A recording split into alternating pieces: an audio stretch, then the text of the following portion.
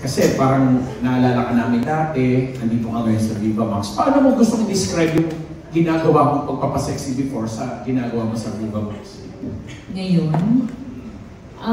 Siyempre before mahihain ako. Ngayon hindi na talaga. Kaya nagugulat nga si Derek eh.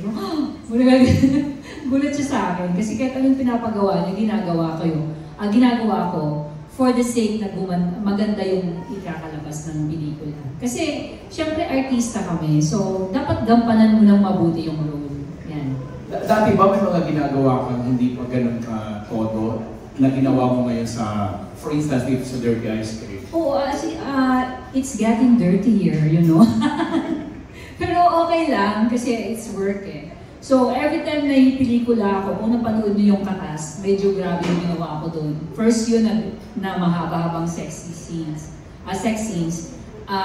Yeah, dito, medyo grabe, mas grabe pa siya kaysa doon, kung napanood niyo yung Katas. And the acting is also good, yung role is also good, tatak din siya. And there's incoming, and I'm sure mas grabe pa. So I'm ready for that. Kaya nga ako nag-gym, I'm preparing myself all the time kasi I want to be a good actress talaga. So I'm doing my best in every film. Ayun ang goal mo para magtuloy-tuloy? Yes. Based sa mga napapanood nyo sa mga pelikula kong ginagawa with Viva Max, makita nyo na parang wala na talaga akong mga hindrances, mga gano'n. Wala na akong mga limitation. Unlimited na po siya. Ganon. Basta kailangan sa movie at kaya ko, ginagawa ko talaga. Bakit ganun? Bilang artista?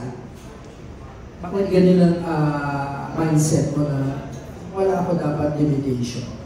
Yes, because ano yun eh, it's a role.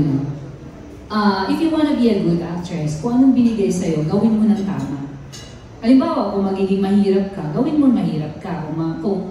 Kung kailangan maging social ka, magiging social ka. Kung kailangan ng sexy, i-sexy mo na, itodo mo na. At kailangan gawin mo ng tama. Kasi pag hindi ka good actress, di ba? It's also a career. Sabi nga nila, bakit ka nag-ano si sexy? Marami nagsasabi sa akin. Sinasabi ko, it's also a career because we are acting.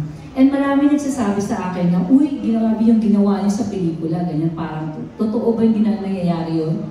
Wow! Sabi ko, we have, probably we done our, sabi nyo, we did our best. Probably, we did our part well.